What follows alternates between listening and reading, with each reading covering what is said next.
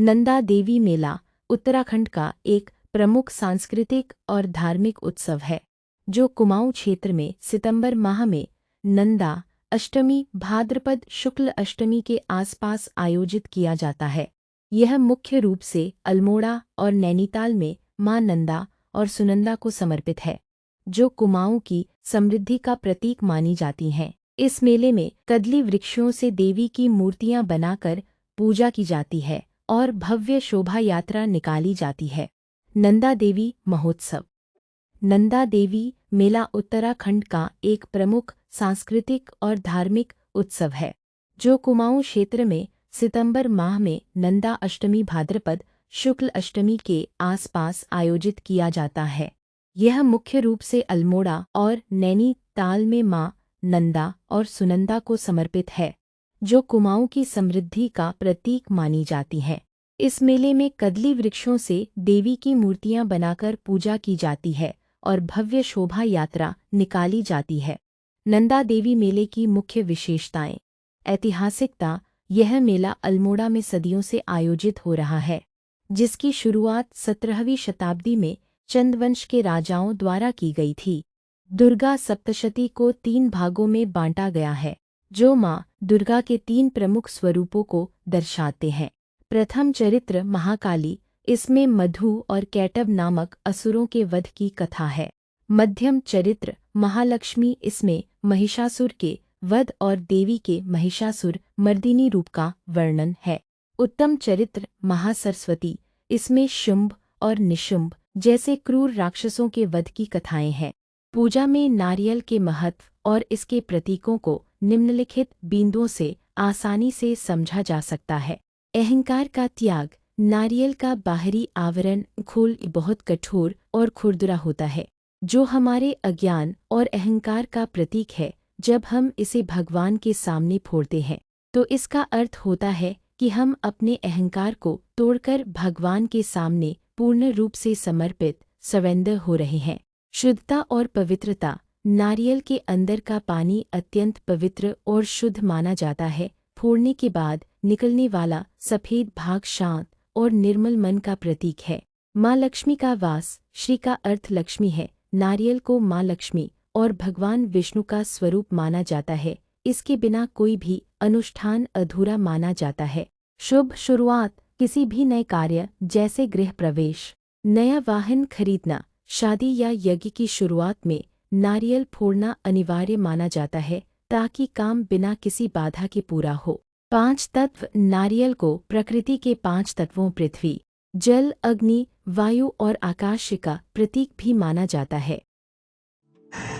10 महाविद्याओं में पहली महाविद्या है माँ काली। माँ काली का स्वरूप विकराल है। माँ काली समय और विनाश की देवी हैं और उनके जो केस हैं वो खुले हैं, मतलब वो मुक्त केशनी हैं। और ये जो माँ काली है, इनका स्वरूप अज्ञानता का नाश करने वाला है और अपने भक्तों की हर तरह के संकट में रक्षा करने वाली माँ काली का स्वरूप है। और जो माँ काली का स्वरूप है वो देखने में उग्र जरूर है, लेकिन जब माँ काली की पूजा करोगे, माँ काली की साधना करोगे तो पता चलेगा कि माँ काली से कोमल और सौम्य कोई भी नहीं है। तो प्रेम से बोलो जय माँ काली। सनातन धर्म और शाक्त परंपरा में अमावस्या की तिथि का बहुत बड़ा महत्व है और जब बात माँ काली की हो तो अमावस्या का दिन उन्हें सबसे प्रिय होता है।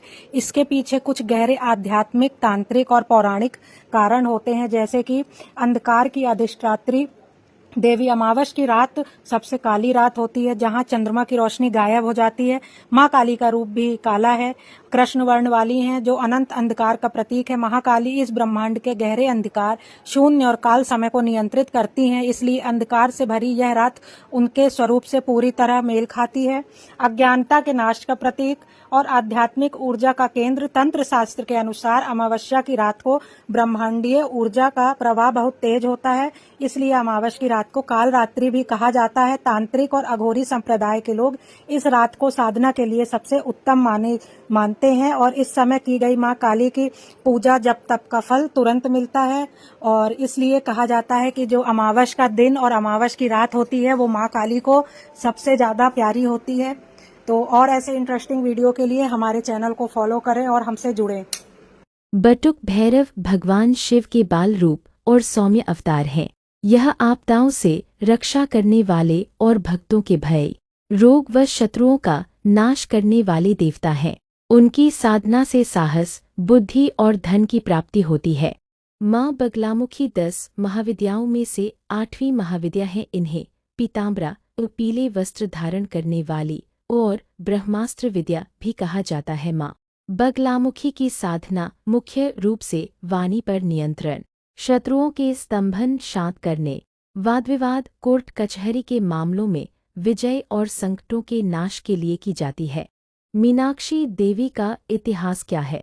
हिंदू पौराणिक कथानुसार भगवान शिव सुंदरेश्वर रूप में अपने गणों के साथ पांड्य राजा मलयध्वज की पुत्री राजकुमारी मीनाक्षी से विवाह रचाने मदुरी नगर में आए थे। मीनाक्षी को देवी पार्वती का अवतार माना जाता है। इस मंदिर को देवी पार्वती के सर्वाधिक पवित्र स्थानों में से एक माना जाता है। नमो नमः, नमो नमः। यदि आप सपने में सोने को देखते हैं तो यह धन, समृद्धि और सफलता का संकेत हो सकता है। यह संकेत है कि भविष्य में आपको आर्थिक लाभ होने वाला है या आपका काम सफल होगा। स्वप्न शास्त्र के अनुसार अगर किसी व्यक्ति को सपने में सोना यानी गोल्ड दिखाई दे तो इस सपने को अनदेखा न करे, क्योंकि इस सपने के पीछे कुछ सनातन धर्म में आरती के दौरान कपूर जलाने के आध्यात्मिक, मानसिक और स्वास्थ्य से जुड़े कई लाभ हैं। मुख्य लाभों में शामिल हैं सकारात्मक ऊर्जा और शांति। कपूर की सुगंध घर से नकारात्मक ऊर्जा को दूर कर मानसिक तनाव कम करती है। दोष निवारण, मान्यता है कि कपूर जलाने से घर के वास्तु दोष और पितृदोष दूर होते हैं। वायु शोधक, कपूर एक प्राकृतिक एंटीसेप्टिक है जिसका धुआं वातावरण के कीटाणुओं को नष्ट करके हवा को शुद्ध करता है। पौराणिक कथाओं के अनुसार जब भगवान शिव देवी सती के मृत शरीर को लेकर ब्रह्मांड में भ्रमण कर रहे थे, तब भगवान विष्णु ने अपने सुदर्शन चक्र से सती के शरीर के टुकड़े किए थे। जिन स्थानों पर सती के अंग गिरे वे शक्तिपीठ कहलाए। नीलांचल पर्वत पर देवी की योनि गिरी थी, जिसे ही कामाख्या कुंड के रूप में पूजा जाता है। अम्बुबाची मेला, इस कुंड का सबसे बड़ा रहस्य यह है कि प्रतिवर्ष जून के महीने में यहाँ स्थित ब्रह्मपुत्र नदी का जल लाल हो जाता है। मान्यता है कि इन 3 दिनों के दौरान माता रजस्वला मासिक धर्म में होती हैं। इस दौरान मंदिर के कपाट 3 दिन तक बंद रहते हैं और भक्तों को प्रसाद के रूप में अम्बुबाची वस्त्र, लाल रंग का भीगा कपड़ा दिया जाता है। रहस्यमयी जल स्रोत, यह कुंड भूमिगत बारहमासी झरने से निरंतर भरा रहता है। यहाँ आने वाले तांत्रिक और सौभाग्य माता के मुख्य कामाख्या मंदिर का सर्वोच्च केंद्र मानते हैं, जिसे सौभाग्य कुंड कहा जाता है। मान्यताओं के अनुसार इस कुंड की परिक्रमा करने से भक्तों को पुण्य की प्राप्ति होती है। स्वामी रामकृष्ण परमहंस भारत के महान संत और विचारक थे। वे कोलकाता के दक्षिणेश्वर काली मंदिर में पुजारी थे और उन्होंने सभी धर्मों की एकता का संदेश दिया। उनके सबसे प्रमुख शिष्य स्वामी विवेकानंद थे, जिन्होंने उनके विचारों को पूरी दुनिया में फैलाया। कामाख्या देवी मंदिर असम के गुवाहाटी में नीलांचल पर्वत पर स्थित एक प्रमुख और रहस्यमयी शक्तिपीठ है। यह मंदिर देवी सती के 51 शक्तिपीठों में से सबसे महत्वपूर्ण माना जाता है। जहां माता की योनि गिरी थी, यहां देवी की कोई मूर्ति नहीं है, बल्कि एक प्राकृतिक कुंड की पूजा की। माँ बूट भवानी की पौराणिक कथा। प्रचलित लोक कथाओं के अनुसार माँ बूट भवानी का प्राकट्य चारण समाज में हुआ था। वे महाशक्ति का ही अवतार थीं, जिन्होंने धरती पर अधर्म का नाश करने और अपने भक्तों की रक्षा के लिए अवतार लिया था। उनके चमत्कारों और परोपकार की वजह से उन्हें देवी रूप में पूजा जाने लगा। उनके नाम बूट का संबंध लोक भाषा के शब्दों और उनकी दिव्य लीलाओं से जुड़ा हुआ है। सनातन धर्म को जानने के लिए हमें फॉलो करें। कनकधारा स्तोत्र का महत्व और लाभ। दरिद्रता का नाश। ज्योतिष और तंत्र शास्त्र में माना जाता है कि यदि कोई व्यक्ति आर्थिक तंगी, कर्ज या व्यापार में घाटे से जूझ रहा है तो कनकधारा स्तोत्र का पाठ रामबाण की तरह काम करता है। भाग्य का उदय। इसके नियमित पाठ से रुके हुए काम बनने लगते हैं। और धन आगमन के नए रास्ते खुलते हैं।